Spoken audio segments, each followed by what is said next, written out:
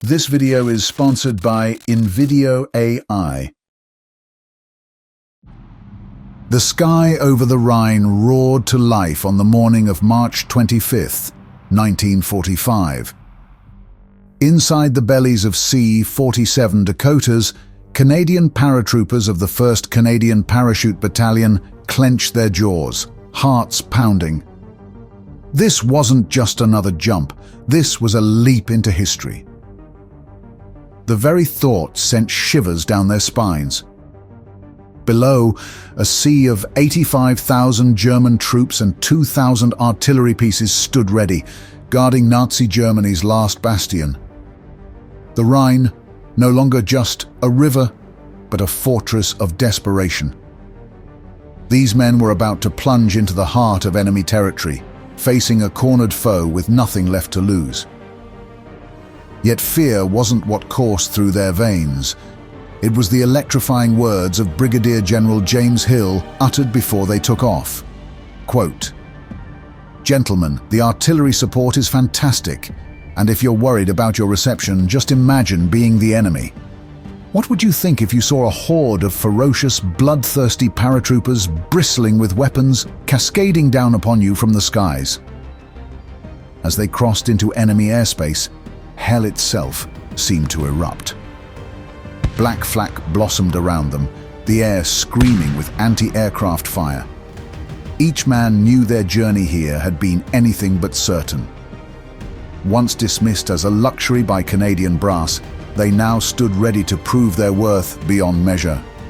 Normandy, the Ardennes, the Battle of the Bulge, all battles that had forged them for this moment. But as they braced for the jump, a shared realization dawned. Their greatest test was about to begin. Today, they weren't mere paratroopers. They were the tip of the spear of an Allied tidal wave, about to attempt something not accomplished since Napoleon.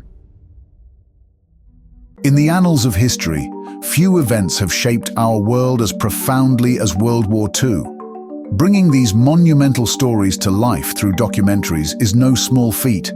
It requires the precision of a Norden bomb site and the dedication of a codebreaker at Bletchley Park.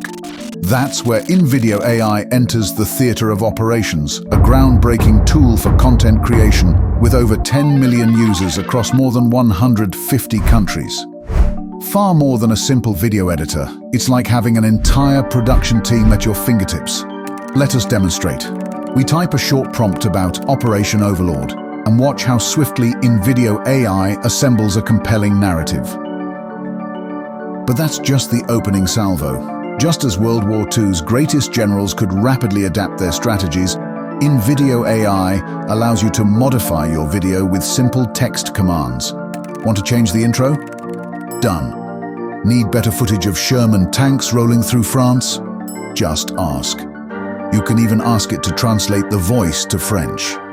Now let us spotlight a feature that's as game-changing as the breaking of the Enigma code: voice cloning technology. Imagine narrating an entire documentary series in your own voice without spending countless hours in a recording booth. With Invideo AI, you can do just that. Record a short sample of your voice, and the AI will generate hours of narration that sounds just like you. Need to make script changes? No problem.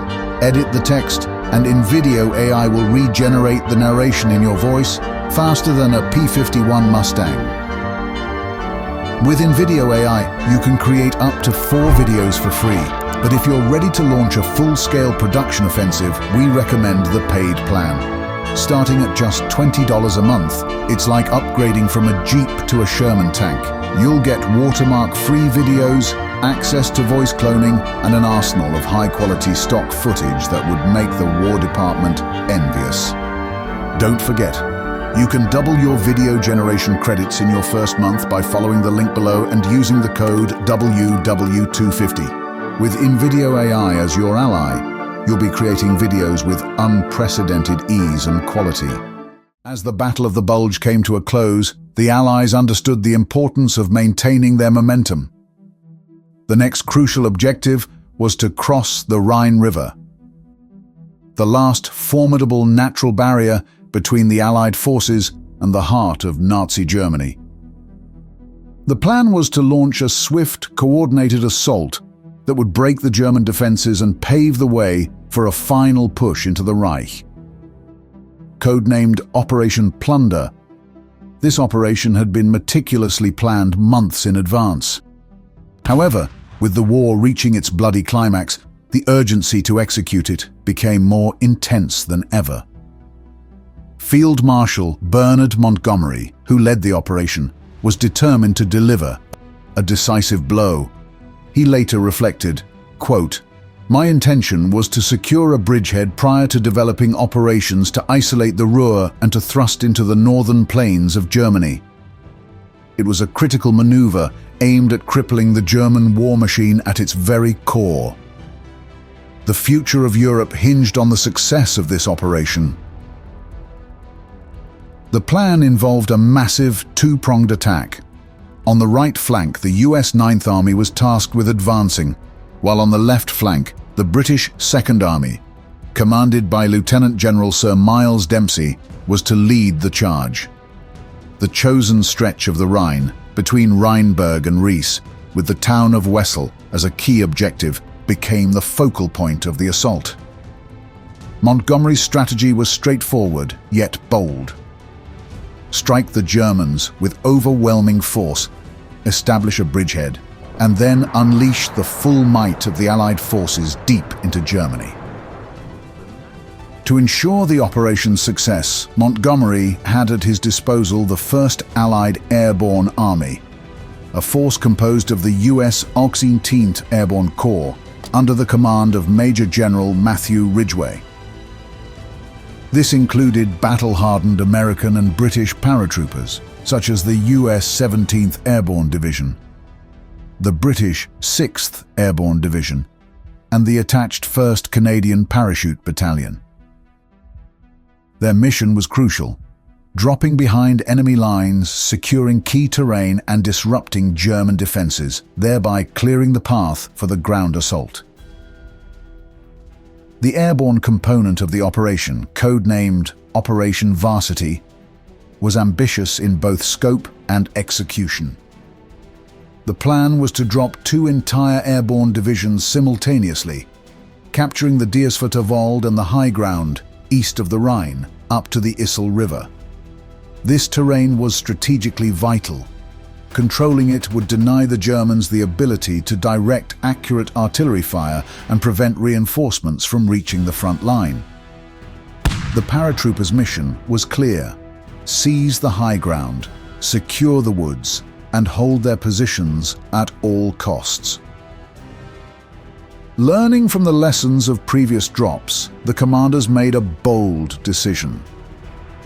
The airborne forces would land after the ground forces had already crossed the Rhine. This tactic, though risky, would allow the paratroopers to land directly on their objectives with the full support of Allied artillery and air power. Montgomery and his commanders believed this approach would catch the Germans off guard, enabling the paratroopers to secure their targets quickly and link up with the ground forces by the end of the first day. The scale of Operation Varsity was immense. Over 1,700 troop transports and more than 1,300 gliders were tasked with carrying nearly 14,000 airborne soldiers into Germany. To protect this vast aerial armada, over 3,000 Allied fighters provided cover, ensuring that German aircraft could not disrupt the operation. On paper, the operation was a masterpiece of military strategy, but the true challenge would come once the battle commenced. The skies would be filled with flak, and the enemy was dug in and desperate. However, the stakes were too high to falter. Crossing the Rhine was essential, and the paratroopers would be at the forefront of this critical operation. The plan was meticulously crafted, the objectives were clear, and the troops were ready. On the morning of March 24, 1945, an uneasy stillness hung in the air, masking the chaos that was about to unfold. Paratroopers preparing to board their aircraft knew what awaited them. Operation Varsity was about to commence. This time, the drop would be made in broad daylight, directly into the heart of enemy territory. The decision to execute a daytime drop was a calculated risk. Previous operations had suffered from poor visibility, missed drop zones, and scattered troops, leading to confusion and heavy casualties. Commanders, determined to avoid these pitfalls, opted to drop the paratroopers under full daylight, ensuring better visibility and tighter formations. The logic was clear: closer landings and immediate support from Allied artillery across the Rhine. However, daylight also meant the enemy would see them coming, filling the sky with flak and bullets. As the paratroopers gathered on airfields in England and France, the atmosphere was tense yet resolute. Veterans of battles in Normandy and the Ardennes knew the dangers they faced, like the men of the 1st Canadian Parachute Battalion. They silently strapped on their gear, checked their weapons, and boarded the C-47 Dakotas that would carry them into the inferno. A formidable aerial armada was assembled. 1,696 troop transports, 1,348 gliders, and 889 escorting fighters, with another 2,153 fighters patrolling the skies. Nearly 14,000 men were poised to be dropped east of the Rhine, the scale of the operation underscoring its significance. As the aircraft took off and flew over the English Channel, the paratroopers were met with a surreal sight. One of them recalled, quote, "It was a gorgeous morning, one of the most beautiful days I've ever experienced." The picturesque setting made it easy to forget the daunting mission ahead for a moment, but as they crossed into German airspace, the reality of war struck. Anti-aircraft fire erupted from below, filling the sky with black smoke and shrapnel. The paratroopers could see the flashes of gunfire and trace a round streaking towards them. Despite the intense barrage, the pilots held their formations, determined to deliver their troops to the drop zones. One paratrooper remembered, quote, "The pilots took no evasive action. They knew that breaking formation could lead to disaster on the ground." As the planes reached the drop zones, the paratroopers readied themselves for the jump. The Rhine River loomed below, a cold and foreboding barrier between them and their objectives. Then the order came, quote, "Stand up and hook up." One by one, the paratroopers leaped from the planes, their parachutes snapping open as they descended into the chaos below. The enemy was prepared, their guns trained on the descending figures. Bullets tore through the air, and many paratroopers were hit before they even reached the ground. But the paratroopers pressed on, despite the hail of gunfire, determined to complete their mission. The battle for the Rhine had begun, and there was no turning back. As the paratroopers hit the ground, the real battle began. The chaotic descent had been a harrowing experience, but now they faced an even greater challenge. The German defenses were not only prepared, they were waiting, and the paratroopers had landed right into the lion's den. Gunfire erupted around them, the sharp crack of rifles and the roar of machine guns filling the air. Some men were hit before they could even draw their weapons, falling amid the tangled parachute cords. But those who landed unscathed acted quickly, shedding their parachutes and scrambling to reach their rendezvous points. Every second counted, and every move was a gamble. Lieutenant Bob Furlott remembered the intensity of those first hours. Quote, "It was real flat-out fighting until about noon. The paratroopers were scattered across the drop zone, some landing dangerously close to entrenched German positions. They faced fierce resistance, with machine gun nests and snipers, pinning them down as soon as they hit the ground. survival depended on quick thinking, swift action, and sheer determination. One paratrooper, landing on the edge of the woods, found himself alone. Quote, "Crouched low, running like hell, I was conscious of fire coming from somewhere, and several men lying motionless on the DZ." Amidst the chaos, individual acts of bravery began to shift the tide. Private James Quigley, surrounded by men unsure of where to go, took charge. Despite the hail of bullets, he led his comrades through the chaos and into the fight. Lieutenant Colonel Jeff Nicklin, the commanding officer of the Canadian Paratroopers, was one of the first to land, determined to lead his men from the front. Tragically, he was lost before he could issue his first order. His body was found hanging from a tree, riddled with bullets, after landing directly above a German entrenchment. His loss was a devastating blow, but the men pressed on, driven by the mission and the need to avenge their fallen leader. As the battle raged on, the paratroopers began to gain ground. Scattered groups of paratroopers slowly formed assault teams, methodically clearing out German positions. C Company, led by Sergeants Miles Saunders and Bill Murray, was the first to reach its objectives. Storming through road junctions, wood lines, and the Hingendalshof farm with relentless precision, completing their tasks within 30 minutes of the drop. But the Germans fought back fiercely, turning every farmhouse and clump of trees into a fortress. The Canadians had to fight for every inch, using grenades, bayonets, and close-quarters combat to root out the defenders. A veteran recounted, quote, "We ran in right after the explosion and shot up anyone still there. It was brutal, bloody work, but there was no other way." By noon, the tide had begun to turn. The Canadian paratroopers, though battered, had secured most of their objectives. The chaos of the drop had given way to a grim, methodical advance. Despite continued German counterattacks, the paratroopers held their ground. The battle for the Rhine was far from over, but the Canadians had delivered the first crucial blow. As the initial shock of the airborne assault subsided, the Canadian paratroopers faced a new grueling challenge. Holding the ground they had fiercely won.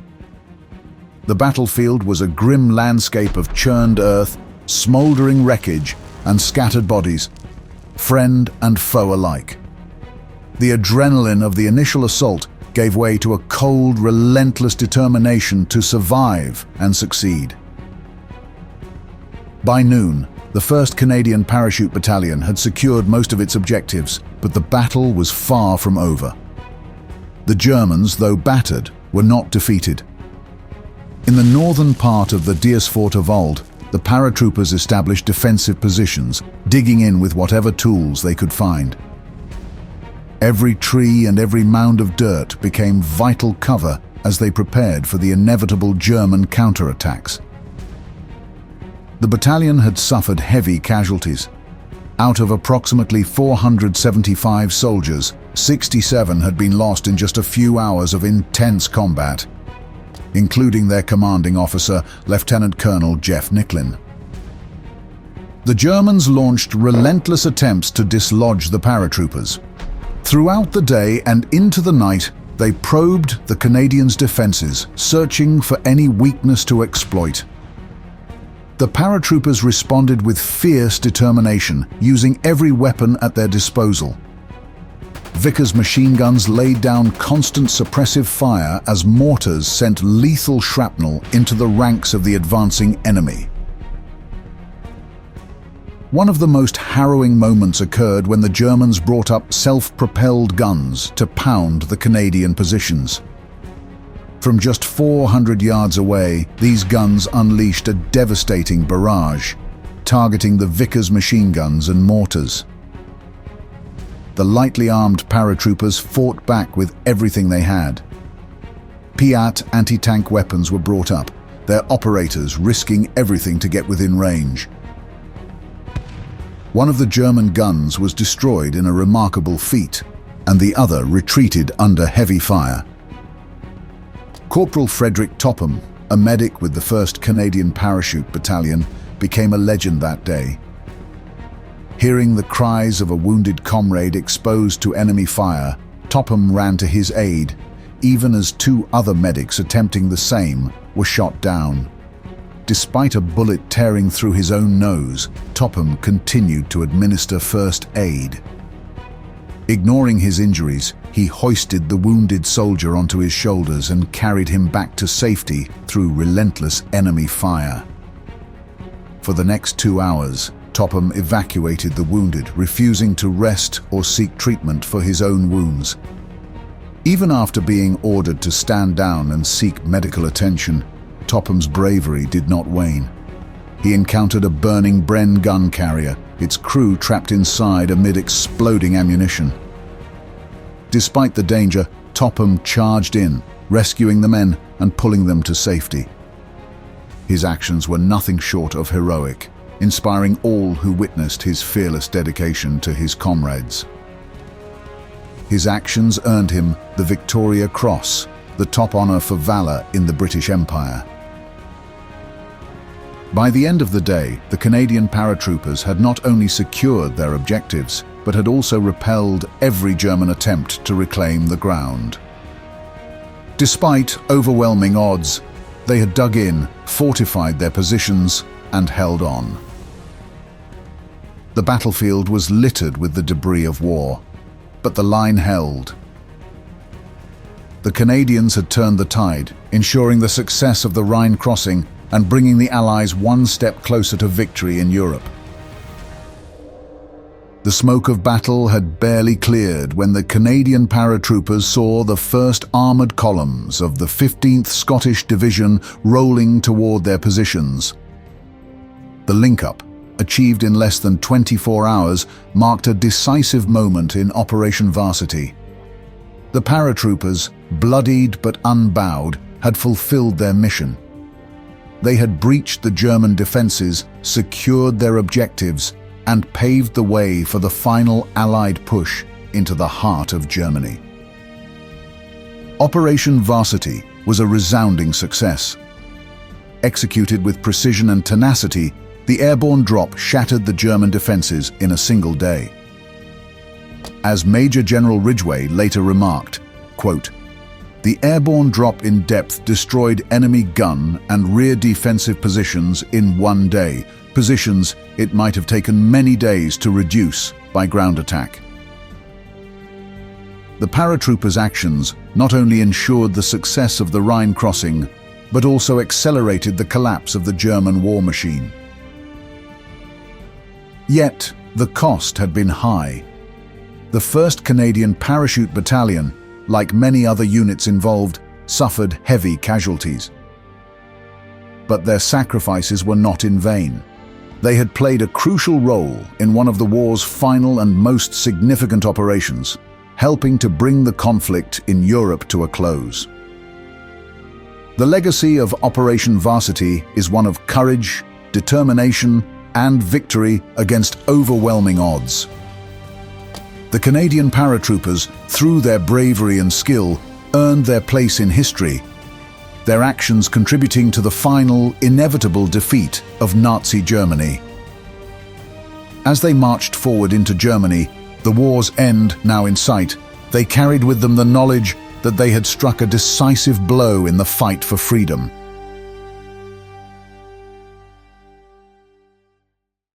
World War II on TV salutes Invideo AI for sponsoring this video. Don't forget, you can double your video generation credits in your first month by following the link below and using the code WW250. With Invideo AI, victory in video creation is assured.